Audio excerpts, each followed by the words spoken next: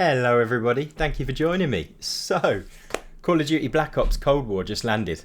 When a great big game like that comes, you want to sit down in front of your PC and play it. That means putting down your VR headset and hiding away for a bit. But I don't necessarily want to do that. I happen to know that Virtual Desktop lets you run pretty much any game through your headset. Now, this won't mean that I'm playing Call of Duty in VR. I won't see the gun in front of me and I can sort of turn around and see around me like I would in a native VR game. But it does mean I can put myself into a virtual world and play the game on in a much better setting. So I can play it on a giant screen like an auditorium or a sort of cinema screen. I can even change some of the features and really make it suited to the game. Now this works great with some sort of platformers, strategy games, things that are all about graphical intensity and not really fast-paced things. But Call of Duty is a very, very fast-paced shooter, so it could have some hindrances there. It adds a bit of lag. There's a bit of a send time. So basically, you're playing the game through your PC, which is then communicating with your Wi-Fi router and then sending the signal through to your headset. I tend to get about 21 milliseconds lag. Now in itself, that wouldn't be much, but that's on top of anything you're already getting. And I would try anything I can to reduce any lag I'm getting for Call of Duty. So, let's fire it up and let's see if it makes it worthwhile, if it's a fun thing to do. I'm going to pop on the headset and I'll show you what I'm doing as we go through the steps, and we'll load up the game.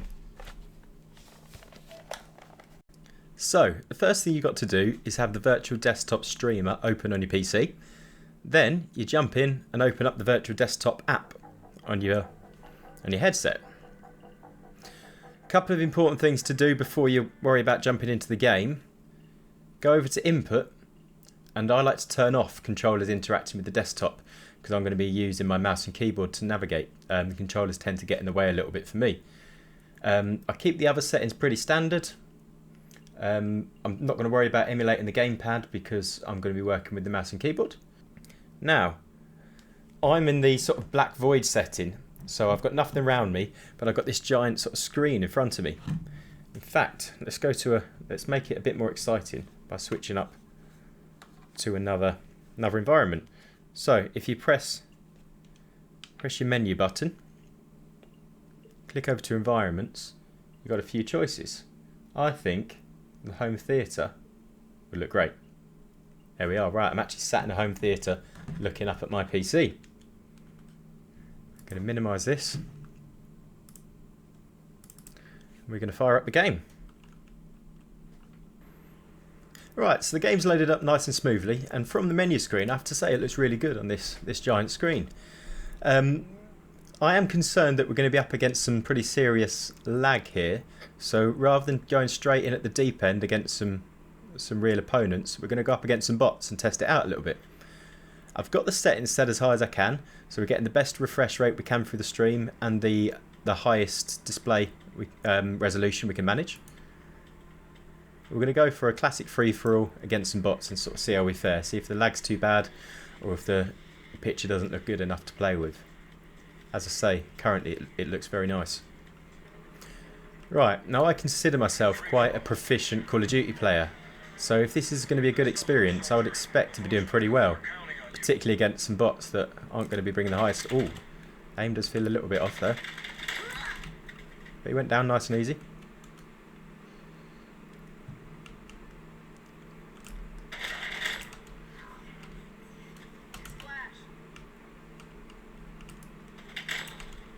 Okay, not too bad, not too bad. It looks quite clear, I have to say. The resolution I expected, because it's been stretched across such a large space, it would look quite poor. Ooh. Now I reacted quite slowly there. Don't know if that was me or the headset.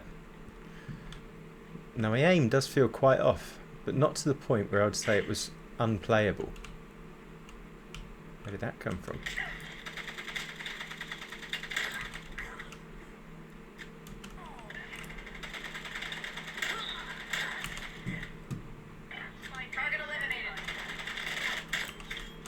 Oh, they got me.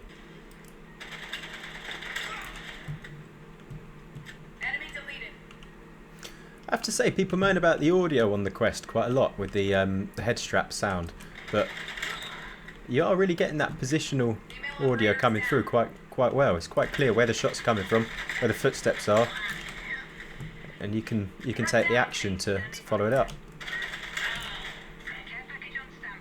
Just one more needed to close the game out.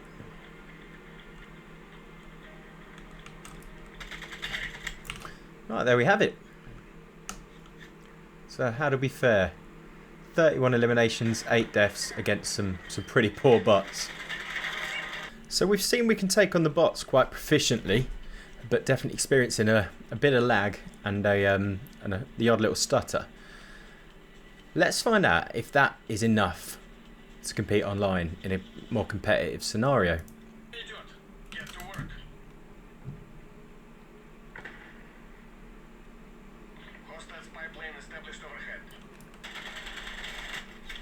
Oof.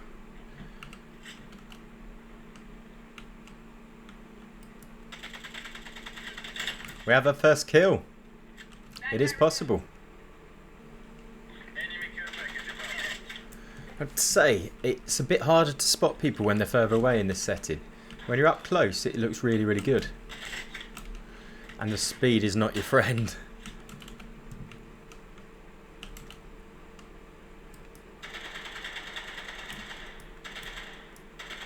Oh, massive lag. So when things get a bit intensive, it must be a bit harder to send the signal. Right, we're really not doing too well here. Let's see if we can find our flow.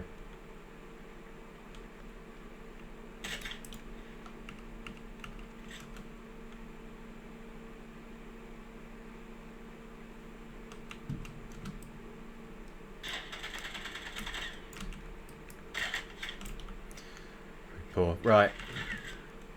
Not doing too well yet. Now I'm definitely not a COD pro, but I would expect to be pretty consistently top 3 and usually first in a free-for-all against some random opponents. We're definitely not seeing that here.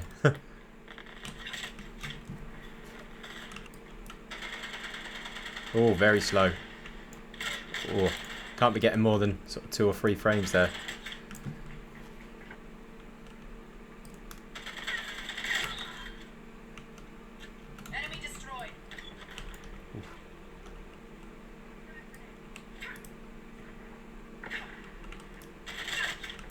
I think I would go as far to say that this is unplayable for a competitive scenario. We've demonstrated that this just isn't going to work. We'll play out this last... There we are. So 8th, right at the bottom of the deck. That is not where I like to be. So I think we've been quite effective there at demonstrating that the online multiplayer is not the one in this setting. The lag's just too much and it's kind of rendered unplayable. But it's really immersive and everything looks really visually fantastic. So let's fire up the main campaign and see if we get better performance there. So I mean, it looks fantastic. And it feels quite smooth actually.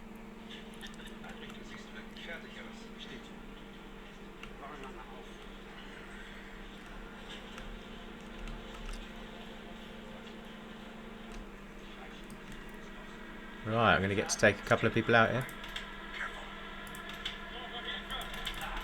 Right, I definitely didn't miss the first time I did it, but it worked.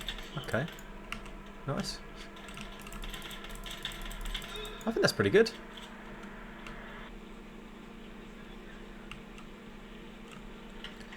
Just feels so cinematic. I feel like this might be the best way to play through the campaign. I think I actually prefer this to watching it on my monitor.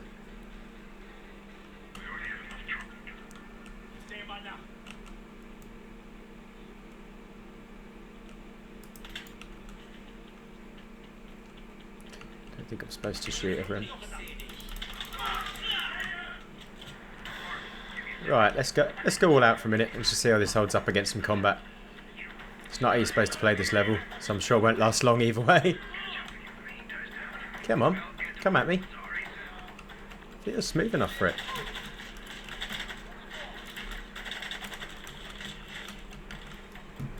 Yeah, it feels nice and smooth.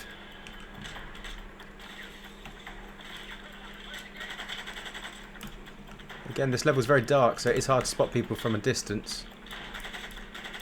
Not so hard when they're shooting at you. Right.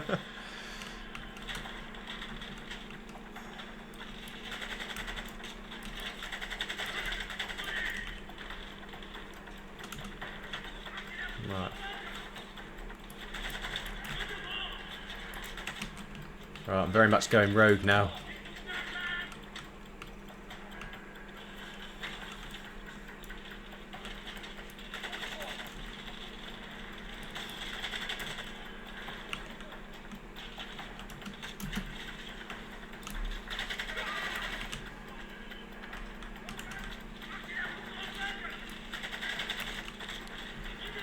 There we go. That looks rough up close. Oh, they're going to get me. Can I get away? Too late. I think I managed it. But there we go. Anyway, I think we've shown that it can hold up pretty well in a combat situation. Just park that there. So I'm just going to demonstrate to you a few of the little things you can play with in this. So at the minute I'm in this sort of home theatre setting. It's really cool. It does really feel like you are sat in one. And the screen, I'd have to guess 100 inches, 150 inch screen. So it really does give you a very cinematic, immersive feel. But you can choose some others. So let's have a little look. If you switch over to the void settings, you get a few extra things to play with. Let's go over to the purple nebula. So now the screen is sort of right in front of my face. It feels big. You can use your grip button to move it around. So if you want to sort of sit back and chill, there you go. It's fantastic.